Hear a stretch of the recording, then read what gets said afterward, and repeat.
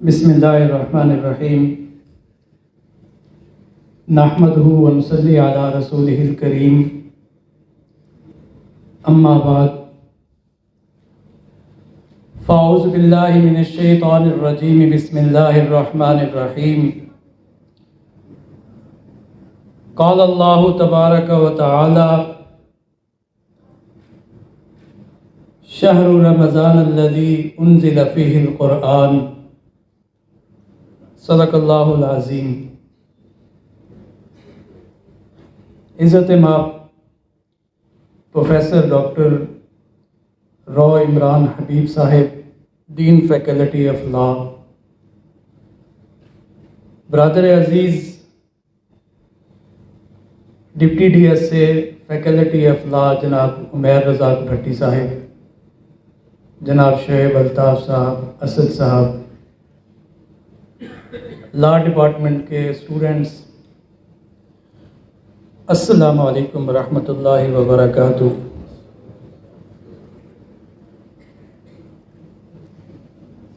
لا department کی بلکہ faculty کی یہ جو سوسائٹی ہے، اس نے مجھے دوسری بار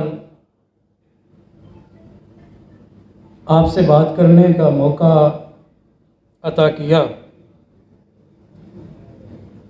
جو پہلا موقع تھا اس وقت یہاں بیٹھے میری کیفیت کچھ اور تھی، آج کیفیت کچھ اور ہے۔ 19 اکتوبر 2022 کو اسی حال میں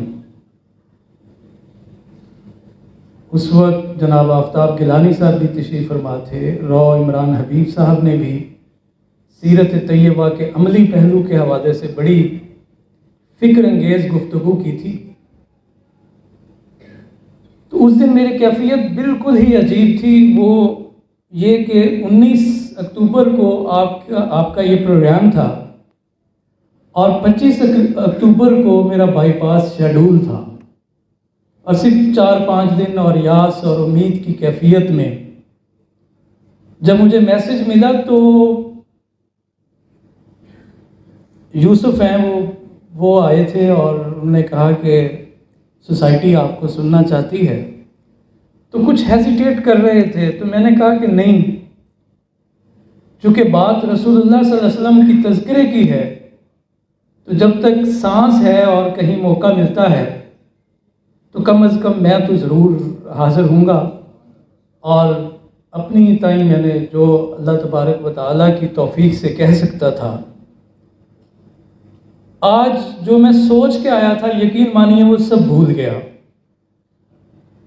اس کی وجہ یہ ہے کہ ان بچوں نے نعت رسول مقبول صلی اللہ علیہ وآلہ وسلم اتنی بہترین انداز سے پیش کی کہ تصور میں مدینہ کی گلیاں جو ہے وہ تھی۔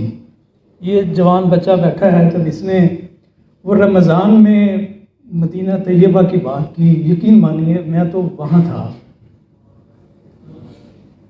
تو میں سارا جو میرے ذہن میں تھا کہ میں نے رمضان کے حوالے سے بات کرنی ہے، اس اضطرابی کیفیت میں اور اس بے چینی میں کہ اللہ تبارک و تعالی ہمیں پھر سے روضہ رسول کی حاضری نصیب فرمائے، تو میں تو وہ سب کچھ بھول گیا۔ بہت ساری باتیں جناب اسد صاحب نے کر دی۔ میرے بیٹوں اور بیٹیوں،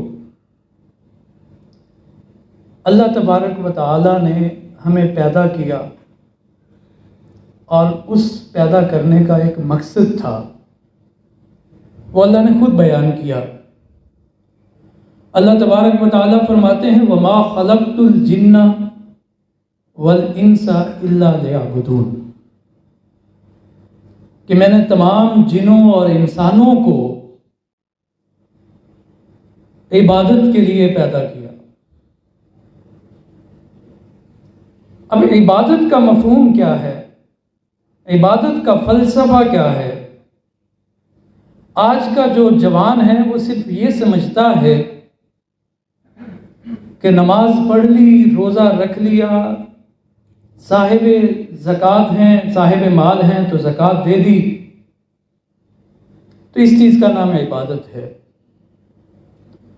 میرے بیٹوں اور بیٹیوں، یہ واقعی عبادت ہے، لیکن یہ عبادت کا پورا مفہوم نہیں ہے۔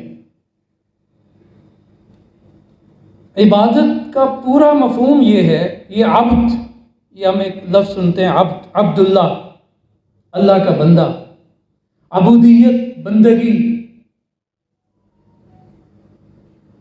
ہم اللہ کی عبادت کریں گے تو عابد کہلائیں گے، عبداللہ، اللہ کے بندے کہلائیں گے۔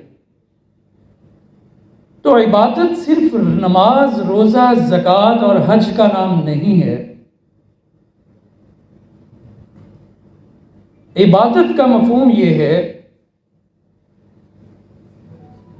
کہ ہم اپنی پوری زندگی کو، زندگی کے ایک ایک لمحے کو، ایک ایک سیکنڈ کو اللہ کی مرضی کے مطابق گزاریں، جیسے اللہ چاہتے ہیں۔ ایک ایک لمحہ ہمارا اللہ کے حکم کے مطابق ہو۔ ہمیں بات سمجھ آئے یا نہ آئے، ہمیں اللہ کا حکم ماننا ہے۔ اس کو ایک مثال سے سمجھیے کہ ہم اللہ کے عبد کیسے بنیں گے۔ عبدیت اپنی مرضی کرنے کا نام نہیں ہے، یہ بھی یاد رکھیں۔ عبادت اپنی مرضی کرنے کا نام، اپنی مرضی سے زندگی گزارنے کا نام عبادت نہیں ہے۔ اب میں نے ابھی کہا کہ نماز عبادت ہے، اس میں کوئی شک نہیں ہے، روزہ عبادت ہے، اس میں کوئی شک نہیں ہے، لیکن یہ جو عبادت ہے اس میں بھی اگر ہم اپنی مرضی کریں گے تو وہ ہماری عبادت نہیں رہتی۔ ایک مثال دیتا ہوں، آپ کو بات سمجھ آ جائے گی انشاءاللہ۔ یہ ہم رمضان میں ہیں، رمضان میں روزے رکھے جاتے ہیں، روزے کا بہت بڑا ثواب ہے۔ اتنا ثواب ہے کہ رسول اللہ صلی اللہ علیہ وسلم نے ارشاد فرمایا، من صام رمضان ایمانا و احتسابا غفر له ما تقدم من ذنبه، کہ جس نے ایمان اور احتساب کے ساتھ ثواب کی نیت سے اللہ کی رضا کی خاطر روزے رکھے، اللہ تبارک و تعالیٰ اس کے پہلے گناہ معاف فرما دیتے۔ تو روزہ بڑی بات ہے، روزہ اتنی بڑی بات ہے کہ ایک اور حدیث قدسی ہے۔ حدیث قدسی آپ سمجھتے ہیں کہ جس میں رسول اللہ صلی اللہ علیہ وسلم فرمائیں کہ یہ اللہ تبارک و تعالیٰ ایسا فرماتے ہیں۔ حدیث قدسی ہے کہ جو انسان نیکی کرتا ہے اس کا کم از کم اجر جو ہے وہ 10 گنا دیا جاتا ہے، یعنی ایک نیکی کریں تو 10 نیکیوں کا ثواب۔ اور اس کے اخلاص، کیفیت کی وجہ سے کرنے والے، نیکی کرنے والے کی، تو اللہ تبارک و تعالیٰ بسا اوقات اس کو 700 گنا بھی ثواب دیتے ہیں۔ یعنی آپ نیکی ایک کرتے ہیں، ثواب 700 نیکیوں کے برابر، اور جتنا چاہتے ہیں اللہ دیتے ہیں۔ لیکن اللہ فرماتے ہیں کہ الصوم لی وانا اجزی بہ، کہ روزہ میرے لیے ہے، میں ہی اس کی جزا دوں گا، یعنی میں اپنی شایان شان اس کا بدلہ دوں گا، اس کی کوئی لمٹ نہیں ہے۔ یعنی اتنی بڑی بات ہے روزہ رکھنا۔ لیکن یہ روزہ ثواب ہونے کے باوجود اگر آپ میں سے کوئی یہ کہے کہ شوال کا چاند نظر آ گیا ہے، میں تو روزہ رکھوں گا عید والے دن، تو بتائیے کیا اس دن آپ کا روزہ ہوگا؟ اللہ کے روزہ رکھنا ثواب کا کام ہے، اتنا ثواب کہ اللہ فرما رہے ہیں الصوم لی وانا اجزی بہ، روزہ میرے لیے ہے، میں ہی اس کی جزا دوں گا۔ آپ دیکھیے کہ روزے دار کا پروٹوکول دیکھیے۔ اللہ کے رسول صلی اللہ علیہ وسلم فرما رہے ہیں کہ اللہ تبارک و تعالیٰ نے روزے داروں کے لیے جنت میں خاص دروازہ رکھا ہے جس کو ریان کہتے ہیں۔ یعنی یہ روزے دار کا پروٹوکول ہے کہ کہا جائے گا کہاں ہے روزے دار، وہ کھڑے ہوں اور وہ اس دروازے سے داخل ہوں، روزے دار اس میں سے داخل ہوں گے اور روزے دار کے علاوہ داخل نہیں ہوگا کوئی، تو یہ روزہ کتنا بڑا اجر والا کام ہے۔ لیکن اگر آپ عید والے دن روزہ رکھتے ہیں تو کیا روزے کا ثواب ہوگا؟ ہرگز نہیں ہوگا۔ کام تو اچھا تھا نا، تو پھر ثواب کیوں نہیں ہے؟ ریزن یہ ہے کہ اللہ نے اس دن روزہ نہ رکھنا فرض کیا ہے۔ تو اس کا مطلب عبادت اپنی مرضی کرنے کا نام نہیں ہے۔ روزہ تبھی یہ اجر، یہ ثواب ملے گا جب اللہ کے حکم کے مطابق ہوگا۔ آپ دیکھیے، نماز پڑھنا فرض ہے، نماز بھی ایک عبادت ہے، اور اسے مومن کی معراج کہا گیا ہے۔ معراج کسے کہتے ہیں؟ بلندی پر جانے کو۔ آپ صلی اللہ علیہ وسلم معراج کی رات سدرۃ المنتہا تک گئے، حتیٰ کہ رب تعالیٰ سے ملاقات ہوئی۔ کیا بات ہوئی؟ فَأَوْحَىٰ إِلَىٰ عَبْدِهِ مَا أَوْحَىٰ، اسے معراج کہتے ہیں۔ تو نماز کو مومن کی معراج کہا گیا۔ تو ایک اور حدیث ہے کہ انسان جب سجدہ کرتا ہے تو حقیقت میں تو وہ بظاہر تو زمین پر سجدہ کر رہا ہوتا ہے، لیکن اصل میں وہ اللہ کے قدموں پر سجدہ کرتا ہے۔ اللہ کے قدم کہاں ہیں؟ عرش پر ہے۔ تو نماز اتنی بڑی فضیلت والی چیز ہے، اگر کوئی آدمی وتر 4 پڑھنا شروع کر دے 3 کی بجائے، تو کیا اس کی نماز ہوگی؟ اچھا، اس نے اضافہ کیا کیا؟ 1 رکعت کا کیا۔ اس رکعت میں کیا کیا؟ اس نے گالی دی؟ نہیں۔ اس نے کوئی برا عمل کیا؟ نہیں۔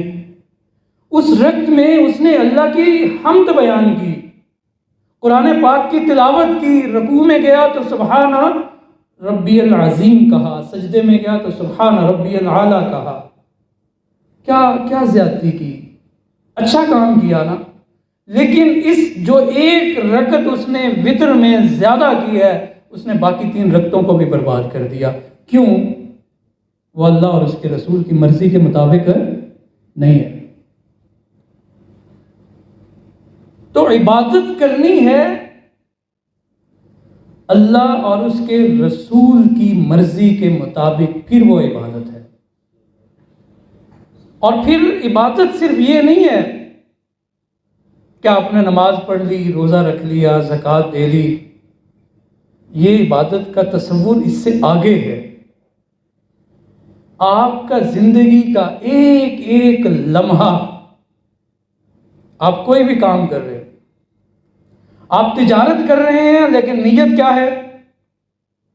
نیت یہ ہے کہ میں اس تجارت سے لوگوں کی ضرورتیں پوری کروں، اور جو میرے اہل و عیال کا اللہ نے میرے اوپر حق رکھے ہیں، ان کی ادائیگی کے لیے یہ کر رہا ہوں، تو وہ تجارت کرنا میری عبادت ہے۔ آپ لا کے طالب علم ہیں، آپ لا اس نیت سے پڑھ رہے ہیں کہ میں مظلوم کی مدد کروں گا، میں لوگوں کو انصاف دلانے میں اپنی پوری جدوجہد کروں گا، تو آپ کا لا پڑھنا یہ دنیا کا کام نہیں ہے، یہ عبادت کا کام ہے۔ آپ کوئی بھی، یہ ہے اسلام کا جو عبادت کا تصور۔ 2 چیزیں ہیں، ایک عبادت، اور پھر عبادت کرنی کیسے ہے؟ اپنی مرضی نہیں کرنی، اللہ اور اس کے رسول کی مرضی کے مطابق عبادت کرنی۔ تو اس عبادت میں کوتاہی ہوتی رہتی ہے، اور شیطان انسان کی رگوں میں خون کی طرح دوڑتا ہے۔ وہ انسان کو اپنے رب کی عبادت سے ہٹا کے، اب میں عبادت سے صرف نماز روزہ نہیں لے رہا، میں عبادت سے پوری لائف کو لے رہا ہوں، ہٹا کے وہ کبھی طاغوت کی عبادت کرواتا ہے، کبھی کسی اور چیز کی عبادت کرواتا ہے۔ تو اللہ تبارک و تعالیٰ نے ہمیں ایک روزہ عطا کیا، ایک مہینہ عطا کیا کہ جس میں ہم پھر سے اللہ کے بندے بن سکتے ہیں، ہم پھر سے وہ مقام حاصل کر سکتے ہیں جو اللہ ہم سے چاہتا ہے۔ یہ جیسے نا ایک کوئی بھی مشینری ہوتی ہے، وہ چل چل کے اس کو اوور ہالنگ کی ضرورت ہوتی ہے، یا کوئی ادارہ ہوتا ہے وہ اپنے ارکان کی اس نشو و نما کے لیے، ان کی گرومنگ کے لیے مختلف ریفریشر کورسز کرواتا رہتا ہے تاکہ ان کی صلاحیتوں میں اضافہ ہو۔ تو اللہ تبارک و تعالیٰ نے ہمیں یہ رمضان کا مہینہ اسی مقصد کے لیے عطا کیا۔ اور پھر دیکھیے کہ رمضان آتا ہے تو اللہ تبارک و تعالیٰ فرماتے ہیں کہ جنت کے دروازے کھول دیے جاتے ہیں، جنت کا کوئی دروازہ بند نہیں رہتا، اور جہنم کے دروازے بند کر دیے جاتے ہیں اور کوئی جہنم کا دروازہ کھلا نہیں رہتا، اور شیطانوں کو جکڑ دیا جاتا ہے اور جب تک کہ رمضان پورا نہیں ہوتا۔ تو اللہ نے ایک ماحول بھی ہمارے لیے پیدا کر دیا۔ آپ دیکھتے ہیں کہ جو عام دنوں میں نماز کا اہتمام نہیں کرتے، وہ رمضان میں زیادہ کر رہے ہوتے، تو یہ دراصل جو اللہ نے ایک ماحول پیدا کیا ہے، یہ اس کا اثر ہوتا ہے۔ تو روزہ کس چیز کا نام ہے؟ مجھ سے پہلے پروفیسر صاحب نے اس کی جو ڈیفینیشن کی کہ کھانے پینے اور نفسانی خواہشات سے رکنے کا نام روزہ ہے، یہ بالکل صحیح بات ہے۔ فقہا نے یہی تعریف لکھی ہے کہ صبح صادق سے لے کر غروب آفتاب تک کھانے پینے اور نفسانی خواہشات سے رکنے کا نام کس کے لیے؟ اللہ کی رضا کے لیے۔ اس چیز کا نام کیا ہے؟ روزہ۔ کھانا پینا حلال ہے کہ حرام؟ عام دنوں میں کھانا پینا حلال ہے کہ حرام؟ حلال ہے، شرط یہ ہے کہ رزق حلال سے ہو۔ تو ایک حلال چیز کو اللہ کے حکم کی خاطر ایک تربیت کے لیے اپنے اوپر اس کو روک لینا، اس چیز کا نام کیا ہے؟ روزہ۔ چائے پینا حلال، کھانا کھانا حلال، اور نوجوان پیزا شوق سے کھاتے ہیں، برگر شوق سے کھاتے ہیں، حلال ہے، لیکن آپ اللہ کی خاطر وہ چھوڑ دیتے ہیں، ہاتھ نہیں لگاتے۔ آپ کے سامنے اگر کوئی پیسوں کا انبار بھی لگا دے، میرا نہیں خیال کہ وہ دور بیٹھی میری بچی بھی روزہ توڑے گی، کبھی بھی نہیں کرے گی۔ ایسے ہے کہ نہیں؟ حلال چیز کو کس کے لیے چھوڑا؟ اللہ کی رضا کے لیے، کہ اللہ کا حکم ہے کہ اب نہیں کھانا۔ تو میرے بچوں، یہ حلال چیزیں تو ہم نے رمضان میں چھوڑی نا، پریکٹس کر رہے ہیں نا کہ اللہ کے حکم پر حلال چیزیں بھی چھوڑی جا سکتی ہیں۔ تو میرے بچوں، جو چیزیں 12 مہینے حرام ہیں، اگر ہم وہ روزے کے ساتھ کریں تو پھر کوئی روزہ رکھنے کا فائدہ ہوگا؟ مثال کے طور پر جھوٹ بولنا، دن ہو، رات ہو، محرم ہو، شوال ہو، ذیقعد ہو، ذی الحج ہو، سفر ہو، ربیع الاول ہو، ہر مہینے میں زندگی کے ہر لمحے میں جھوٹ بولنا کیا ہے؟ حرام۔ جھوٹ بولنا مسلمان کا شیوا نہیں ہو سکتا۔ اللہ کے رسول صلی اللہ علیہ وسلم تشریف فرما ہیں، کسی نے پوچھا، اللہ کے رسول کیا کوئی مومن بزدل ہو سکتا ہے؟ توجہ سے سنیے گا، اے اللہ کے رسول کیا کوئی مومن بزدل ہو سکتا ہے؟ آپ صلی اللہ علیہ وسلم نے فرمایا ہاں، مومن بھی ہو سکتا ہے، یعنی ایمان کے ساتھ بزدل بھی ہو سکتا ہے۔ کسی نے پوچھا، اے اللہ کے رسول مومن بخیل ہو سکتا ہے؟ اللہ کے رسول نے فرمایا کہ ہاں مومن بخیل بھی ہو سکتا ہے، انسان ہے نا، کمزوریاں ہیں۔ اللہ کے رسول، کیا مومن جھوٹا ہو سکتا ہے؟ آپ صلی اللہ علیہ وسلم نے ارشاد فرمایا مومن جھوٹا نہیں ہو سکتا، مومن جھوٹ نہیں بول سکتا۔ تو ہمیں میرے بچوں غور کرنا ہوگا، کیا ہم جھوٹ سے اجتناب کرتے ہیں؟ اللہ کی رضا کی خاطر ہم وہ لوگ ہیں جو حلال چیز کو چھوڑ رہے ہیں، تو پھر ہم حرام چیز کو کیوں کرتے؟ صحیح بخاری میں ہے، آپ صلی اللہ علیہ وسلم نے ارشاد فرمایا کہ آیت المنافقی ثلاث، منافق کی 3 نشانیاں ہیں۔ منافق کون ہے؟ جو ظاہراً اسلام قبول کرتا ہے، دل سے مسلمان نہیں ہے۔ اور قیامت کے دن ان المنافقین فی الدرک الاسفل من النار، جہنم کے سب سے نچلے درجے میں ہوگا، کافروں سے بھی بدتر ہوگا اس کا انجام۔ تو اللہ کے رسول فرما رہے ہیں کہ منافق کی نشانی ہے اذا حدث کذب، کہ جب بولے تو جھوٹ بولے۔ بلکہ ایک اور حدیث میں ہے کہ وَإِن صَامَ وَصَلَّى وَزَعَمَ أَنَّهُ مُسْلِمٌ، کہ اگرچہ وہ نماز بھی پڑھتا ہو، روزے بھی رکھتا ہو، اور اپنے بارے میں یہ خیال بھی کرتا ہو کہ وہ مومن ہے، تو وہ مومن نہیں ہے۔ تو جھوٹ بولنا مسلمان کا کام نہیں ہے۔ تو جھوٹ چھوڑیں گے کہ نہیں؟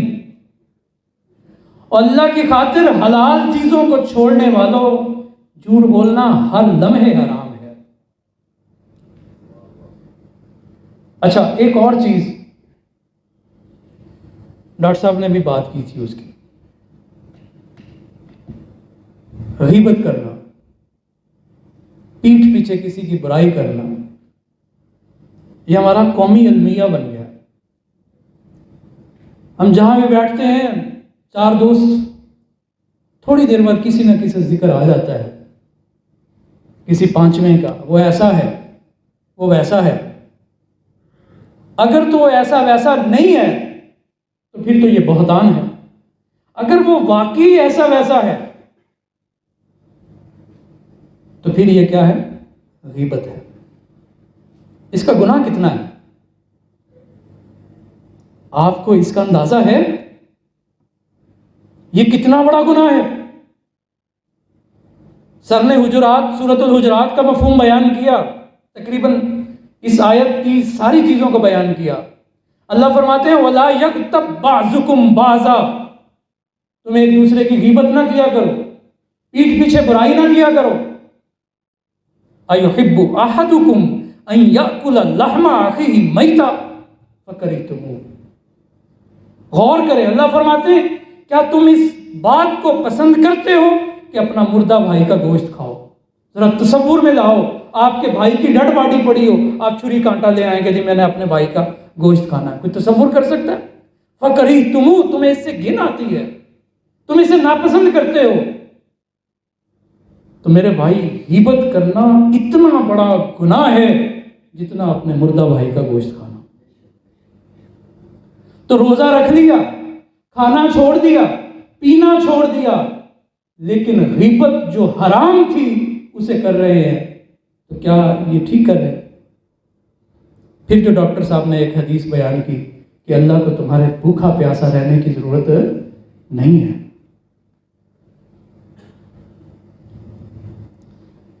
اسی طرح اور بھی حسد ہے، خواہ ہمارا یقین ہونا چاہیے کہ جو اللہ نے میرے مقدر میں لکھا ہے وہ ہر حال میں مجھے ملے گا۔ جس سرجن نے میرا آپریٹ کیا وہ کہہ رہا تھا کہ 50-50 چانس ہے، کروانا ہے کروا لو۔ میں اس نیت کے ساتھ گیا تھا کہ اگر زندگی ہے تو ضرور ملے گی، نہیں ہے تو اللہ مالک ہے۔ اپنے چھوٹے بیٹے کی طرف دیکھتا تھا تو میں، ظاہر ہے باپ پریشان ہوتا ہے، لیکن یہ تھا کہ اسے میں نہیں پال رہا، حقیقت میں کون پال رہا ہے؟ اللہ پال رہا ہے۔ تو اگر کسی کے پاس نعمتیں مجھ سے زیادہ ہیں تو اس کا نصیب۔ لاکھوں لوگ ہوں گے جن کے پاس جو نعمتیں مجھے میسر ہیں وہ ان کو نہیں ہوں گی، تو یہ اللہ کی تقسیم ہے۔ اب کسی کی نعمتوں کو دیکھ کر حسد کرنا، دل میں یہ تمنا کرنا کہ اس سے ختم ہو جائے، تو یہ حرام ہے۔ ہم نے کھانا پینا چھوڑ دیا، حرام نہیں چھوڑا۔ کسی کو اللہ نے صورت زیادہ اچھی دے دی، کسی کو کم اچھی دے دی۔ لقد خلقنا الانسان فی احسن تقویم۔ اب حسد کر رہے ہیں، اللہ کے رسول فرماتے ہیں ایاکم والحسد، حسد سے بچو، حسد سے بچو۔ فإن الحسد یأکل الحسنات کما تأکل النار الحطب، کہ حسد نیکیوں کو ایسے کھا جاتا ہے جیسے آگ لکڑی کو جلا دیتی ہے۔ کبھی آپ سوچا ہے اگر حسد کا یہ روگ، یہ بیماری دل میں پال رہے ہوں تو اپنی نیکیوں کو جلا رہے ہیں۔ تو میرے بیٹوں اور بیٹیوں، جو آپ کے مقدر میں ہے وہ ضرور ملے گا۔ آپ کے ذمہ جدوجہد کرنا ہے، آپ کے ذمہ کوشش کرنا ہے۔ رزق، عزت، ذلت، یہ ساری چیزیں اللہ کے ہاتھ میں ہیں۔ آپ نے اپنی نیتوں کو صاف کرنا ہے۔ تو روزہ جہاں حلال چیزوں کو چھوڑنے کا نام ہے، تو یہ ہمیں پریکٹس کرواتا ہے کہ جو حرام کردہ چیزیں ہیں جنہیں ہر حال میں ہم نے چھوڑنا ہے ان کو چھوڑیں۔ تو میری اللہ تبارک و تعالیٰ سے دعا ہے کہ اللہ تبارک و تعالیٰ ہمیں اس رمضان سے ویسا استفادہ کرنے کی توفیق بخشے جیسا اللہ تبارک و تعالیٰ چاہتے ہیں۔ ہمیں جہاں ہم اللہ کی خاطر حلال چیزیں چھوڑتے ہیں، وہاں ہمیں اللہ کی خاطر حرام کردہ چیزوں کو بھی چھوڑنا ہے۔ تو مجھے 25 منٹ کا کہا گیا تھا، تو میں انہی الفاظ کے ساتھ آپ سے اجازت چاہتا ہوں۔ سبحانک اللہم و بحمدک، اشہد ان لا الہ الا انت، استغفرک و اتوب الیک، وما علینا الا البلاغ۔